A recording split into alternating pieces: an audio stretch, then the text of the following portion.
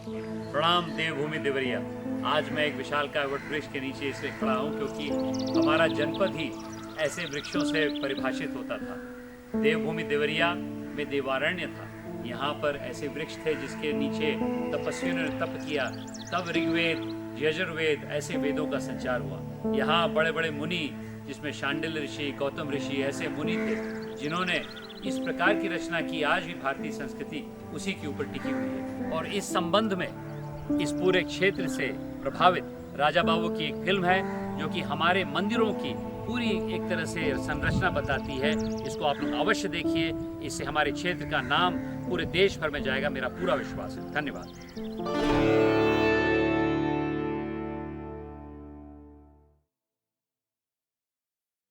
ओम कृष्णाय वासुदेवाय हरये परमात्मने प्रणतः क्लेशनाशाय गोविंदाय नमो नमः। जन्मभूमि ममपुरी सुहावन, मां सरयू के पावन तट पर बसी अयोध्या नगरी से पूरब, काशी से उत्तर, पर्वतराज हिमालय से दक्षिण और नारायणी नदी से पश्चिम की ओर प्राचीन काल में दूर दूर तक जो फैला घना अरण्य था उसे देवारण्य के नाम से जाना जाता था।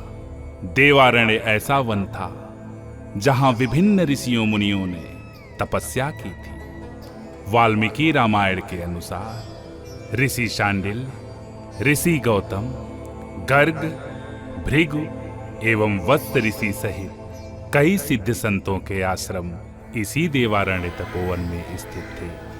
शांडिल्य ऋषि के वंशज वर्तमान समय में बरपार, रामनाथ देवरिया, देवरिया खास आदि गांवों में आज भी निवास करते हैं। इसी प्रकार सभी ऋषियों के वंशज वर्तमान में विभिन्न गांवों में निवास करते हैं। पौराणिक स्रोतों से विदित होता है कि मर्यादा पुरुषोत्तम श्री राम के पुत्र कुश की राजधानी कुशावती, जिसे वर्तमान में कुशीनगर के रूप में जाना जाता है, यहीं अवस्थित थी।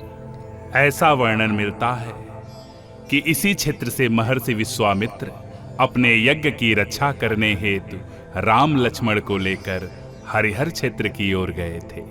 पुराणों के अनुसार प्राचीन नारायणी नदी में ही गजग्राह का युद्ध हुआ था और भगवान विष्णु ने गज के प्राणों की रक्षा की थी। यह तपोवन अपनी दैवी एवं प्राकृतिक संपदा के लिए सदा से ही आदरणीय रहा है। जल से प्रकट हुए ब्रह्मर्षि देवरहवा बाबा मां सरयू की धारा में मचान पर साधना में लीन रहा करते थे। देवरहवा बाबा की उम्र आज भी रहस्य है। भारत के प्रथम राष्ट्रपति डॉक्टर राजेंद्र प्रसाद ने बचपन में अपनी मां के साथ बाबा के दर्शन किए थे। बाबा ने कहा था कि ये बालक एक दिन भारत की सबसे ऊंची कुर्सी पर बैठेगा। राष्ट्रपति बनने के उपरांत डॉक्टर राजेंद्र प्रसाद जी ने बाबा को पत्र लिखकर कृतज्ञता प्रकट की। देवराहा बाबा की उम्र 900 वर्ष मानी जाती है। जन सेवा एवं गौ सेवा को सर्वोच्च धर्म मानने वाले बाबा हमेशा कहा करते थे कि भारत भूमि की दिव्यता का प्रमाण है कि यहाँ भगवान राम एवं कृष्ण ने अवतार लिया है। यह देव भूमि है। इसकी सेवा और रक्षा करना प्रत्येक भारतवासी का कर्तव्य है। ऋषियों मुनियों का यह सुरम्य तपोवन देवारण्य ही वर्तमान देवरिया है, जिसे देवभूमि की संज्ञा से संबोधित करना कोई अतिशयोक्ति नहीं है। देवरिया का शाब्दिक अर्थ है वह स्थान जहां मंदिर हों। देवभूमि देवरिया में अनेकों प्राचीन एवं सिद्ध मंदिर हैं, जिनके दर्शन मात्र से आध्यात्मिक सुख एवं आत्मिक शांति की अनुभूति होती है। देवरिया की अधिष्ठात्री देवी देवरही माता है। पौराणिक मान्यता के अनुसार देवरिया का अस्तित्व सीधे सिद्धपीठ देवरही मंदिर से जुड़ा है। नगर के उत्तर की ओर जंगलों में खुदाई के दौरान देवी के 2 चरण मिले। कालांतर में इन चरणों की पूजा एक पिंडी के रूप में की जाने लगी। सैकड़ों वर्षों तक देवी के चरणों की पूजा के उपरांत देवी देवरही का विग्रह इन चरणों पर स्थापित किया गया। संत मौनी बाबा ने यहाँ बहुत दिनों तक साधना की। देवरही शक्तिपीठ 200 से अधिक वर्षों से पौहारी महाराज की देखरेख में संचालित हो रहा है। जिला मुख्यालय से 11 किलोमीटर की दूरी पर स्थित अहिल्यापुर दुर्गा मंदिर का इतिहास बेहद पुराना है। गोरखपुर से छपरा तक अंग्रेजी सरकार रेलवे लाइन बिछा रही थी। रेलवे लाइन को माता की पिंडी से होकर गुजरना था। रोज रेलवे लाइन बिछती और रात में स्वतः उखड़ जाती थी। यह क्रम कई सप्ताह तक चला। आधी रात को अंग्रेज अफसरों को यह अनुभूति हुई कि कोई अदृश्य शक्ति पिंडी के पास रेलवे लाइन न बिछाने की बात कह रही हो। अतएव अंग्रेज अफसरों ने मां अहिल्यापुर के शक्तिपीठ का जीर्णोद्धार कराया और मंदिर से 100 मीटर हटकर पटरी बिछाई। नवरात्र में दूर दूर से भक्त यहाँ अपनी मनोकामना लेकर आते हैं और मां सभी का मंगल करती है। लाहिल पार माता मंदिर में मां दुर्गा अपने पिंडी स्वरूप एवं अद्भुत विग्रह स्वरूप में विद्यमान है।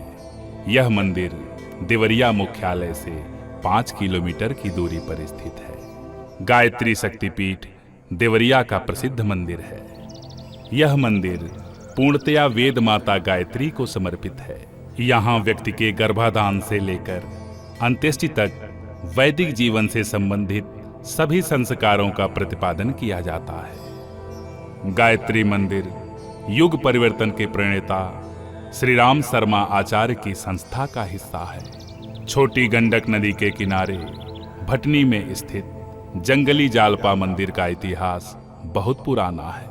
आज से 250 वर्ष पहले यहाँ जंगल में माता जालपा की प्रतिमा जमीन से प्रकट हुई थी। जालपा मंदिर से 5 किलोमीटर की दूरी पर स्थित है मठिया माता मंदिर। उत्तर प्रदेश में सर्वाधिक घंटे इसी मंदिर में बंधे हैं, जो इस बात का प्रतीक हैं कि जिनकी मनोकामना पूरी होती है वे घंटे बांधते हैं।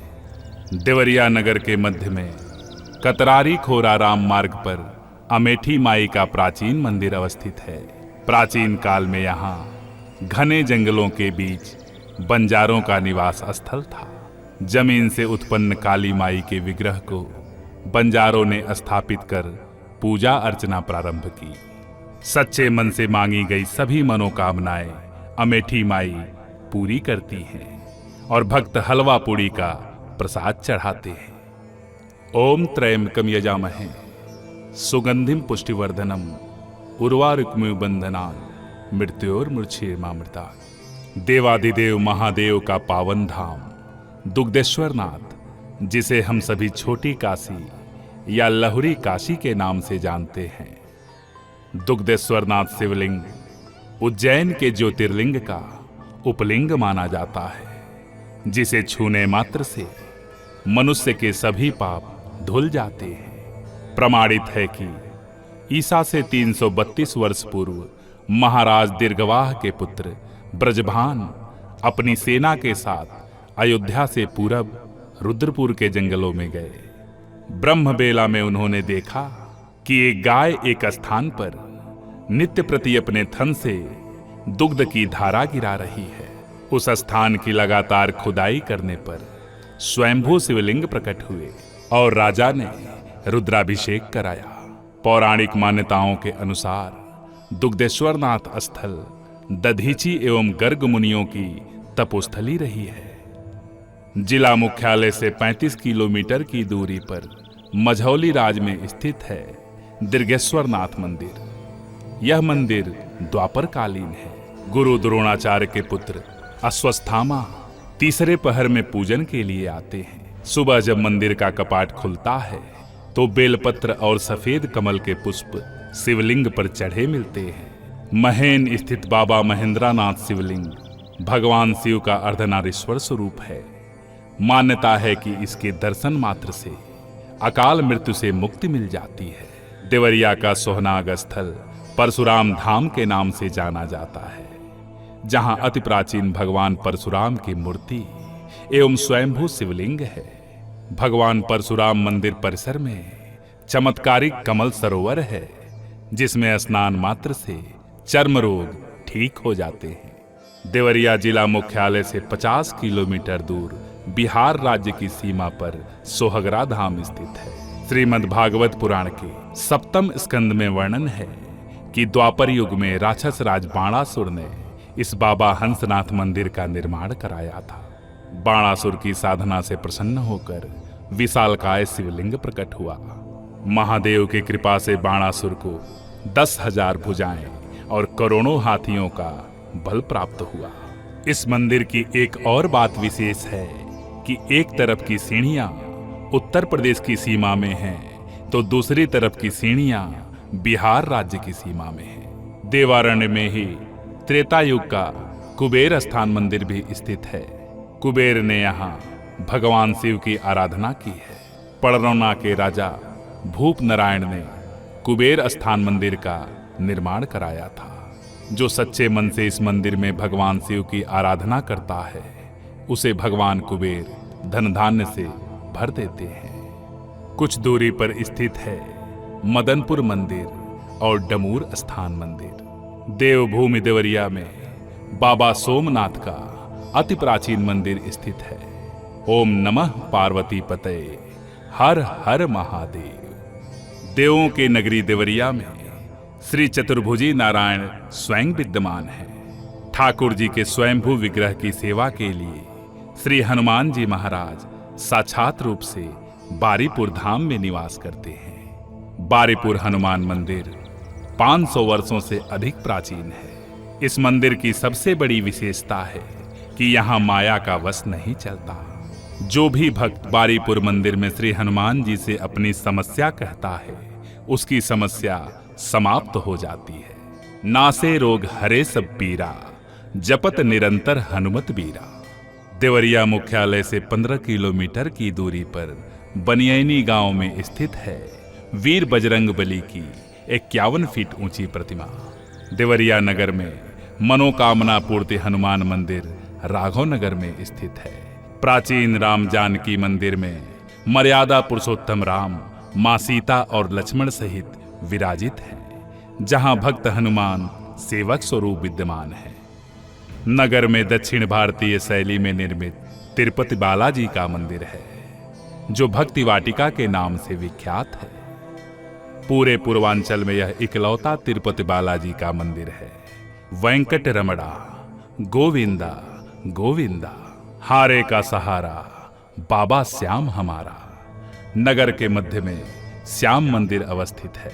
सालासर बालाजी का साक्षात विग्रह हमें शक्ति प्रदान करता है। देवारण्य की हर दिशा ऐतिहासिक व पौराणिक यशोगान करती है। जहां एक और प्राचीन गुप्तकालीन सूर्य मंदिर अवस्थित है जो भगवान भास्कर की स्वर्णिम किरणों का प्रकीर्णन करती है, तो वहीं दूसरी ओर पत्थरहट का प्राचीन शिव मंदिर ठाकुर द्वारा जो अपनी प्राचीनता की कहानी मानो अपनी ही जुबानी कह रहा हो। कहीं कुलकुला देवी, वन देवी, काली माई के रूप में विराजमान हैं, तो कहीं बाबा मणिनाथ, बाबा पुरेंद्रनाथ और गंगाधर बाबा ब्रह्म रूप में अपना आशीष हमें दे रहे हैं। कहीं देवामन माई मंदिर और हीरामती भवानी मंदिर शक्ति पुंज स्वरूप अपनी विशिष्टता को दर्शाते हैं, तो कहीं शिवघाट, सलेमगढ़ शिव मंदिर एवं नर्मदेश्वर शिव मंदिर महादेव की महिमा गाते हैं। कहीं पैकोली कुटी का विशाल सरोवर नैसर्गिक रूप से आत्मिक शांति की अनुभूति कराता है, तो कहीं पौहारी महाराज आश्रम, भरतरी दास आश्रम, बाबा राघव दास आश्रम हमें मानवता का उपदेश सुनाता है। सनातन धर्म के अतिरिक्त देवारण्य कालांतर के विभिन्न धर्मों का भी संदेश हमें ऐतिहासिक धरोहरों के माध्यम से देता है। बौद्ध धर्म एवं जैन धर्म के प्राचीन तीर्थ भी देवारण्य के अंतर्गत ही अवस्थित रहे। बौद्ध ग्रंथ महानिर्वाण सुक्तम के अनुसार हिरण्यावती नदी के समीप कुशीनारा के शालवन में महात्मा बुद्ध का महापरिनिर्वाण हुआ था। बौद्ध धर्म के उपासकों के लिए कुशीनगर एक महान तीर्थस्थल है, विपश्यना ध्यान केंद्र, शांति का प्रतीक है। जैन धर्म के 9वें तीर्थंकर पुष्पदंत का जन्म देवारण्य स्थित काकंदी वर्तमान खुखुंदू में हुआ था, जो जैन धर्म की आस्था का प्रमुख केंद्र है। सनातन के गौरव व आध्यात्मिक उन्नति को सजोए देवारण्य क्रांति और दर्शन की भी भूमि रही है। जहां एक ओर बाबा राघव दास का दर्शन है, तो वहीं दूसरी ओर शहीद रामचंद्र विद्यार्थी की क्रांति। विश्व इतिहास में सबसे कम उम्र में जहां मां भारती के लिए बलिदान का गौरव रामचंद्र विद्यार्थी को प्राप्त है। प्रथम स्वतंत्रता संग्राम 1857 में ग्राम पैना के बलिदानियों की क्रांति ने संपूर्ण देश को झकझोर दिया, जहां 600 से अधिक वीरों ने अपनी आहुति दी। वहीं इस क्रांतिकारी भूमि की वीरांगनाओं ने जल समाधि ले ली। भारतीय इतिहास में वीरांगनाओं के जल जौहर की यह सबसे बड़ी घटना है, जहां 300 से अधिक वीरांगनाओं ने मां सरयू के जल में जल समाधि ले ली। ग्राम पैना का शहीद स्मारक इन शहीदों की कहानी गर्व से सुनाता है। सतिहड़ा माता मंदिर हम सभी के लिए वंदनीय है, जहां मां भारती के लिए हमारी माताओं ने बलिदान दिया। ऐतिहासिक धरोहरों में मझौली राज स्टेट, 87 नरेश स्टेट, दिलीप नगर स्टेट सहित अनगिनत प्राचीन स्मारक व भवन देवभूमि देवरिया की भव्यता और प्राचीनता की कहानी कहते हैं। अनगिनत सिद्ध पीठों एवं सिद्ध आश्रमों की इस पावन देवभूमि देवरिया को अपनी जन्मभूमि के रूप में प्राप्त करना हमारा निज गौरव है। आर्यावर्ते भारतवर्षे देवारण्ये वास का भाग्य मिले, यह देवभूमि है स्वर्ग सदिश, यहाँ कोटि जन्म सौभाग्य मिले। हे देवभूमि देवरिया, हमारे हृदय में सदा यही भावना निवास करती है कि जननी जन्म भूमिश्च स्वर्गादपि गरीयसी। जय श्री राम।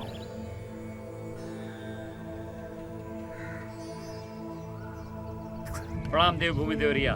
देवरिया ऐसी जगह है जहाँ पर इतिहास भी है और आधुनिकता भी। और मेरे पीछे खड़ा हुआ विशाल वटवृक्ष इस बात का साक्षी है कि इस नई आधुनिकता में पर्यावरण को साथ लेकर चलना पड़ेगा। पूरा विश्व यदि इस विषम समस्या से जुड़ जा रहा है तो उसका एक उत्तर, उसका अर्थ देवरिया में पाया जाएगा, ये मेरा पूरा विश्वास है। आइए दोस्तों, मिलजुल के अपने सांस्कृतिक विरासत को समझ के आगे भी हम लोग एक आधुनिकता का निर्माण करें, जिसमें देवरिया का बहुत बड़ा स्थान होगा। यहाँ के नवयुवकों, महिलाओं को, किसानों को, सबको मैं प्रोत्साहित करना चाहता हूँ कि अपनी धरोहर को कभी मत भूलिए। हमारी दृष्टि, हमारी देवभूमि में हर प्रकार के लोग रहते थे, ऋषि मुनि रहते थे, सामान्य लोग रहते थे, और यहीं पर हम लोग एक नए देवरिया कुशीनगर का निर्माण करना चाहते हैं। विकसित भारत के निर्माण में इस क्षेत्र की बहुत बड़ी भूमिका होगी और पीछे मेरे खड़ा हुआ विशाल वटवृक्ष उसको आशीर्वाद देगा।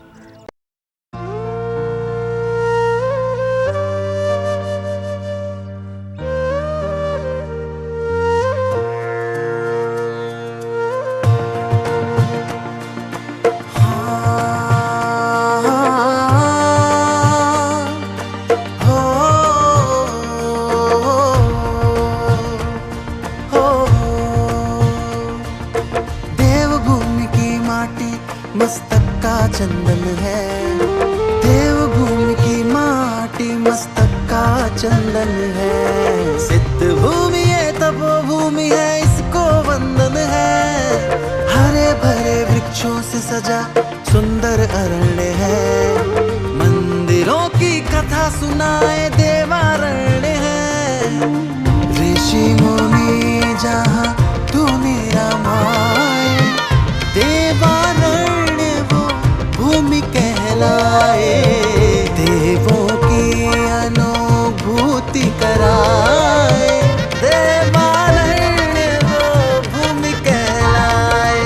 देव भजन है देवारण्य, ऋषि तपोवन देवारण्य। देव अरण्य है देवारण्य, धन्य धन्य है देवारण्य। मंदिरों से राग सुनाए, मन में सनातन भाव जगाए। अपना देवारण्य वो कहलाए, अपना देवारण्य वो कहलाए, कहलाए, ओ कहलाए, कहलाए।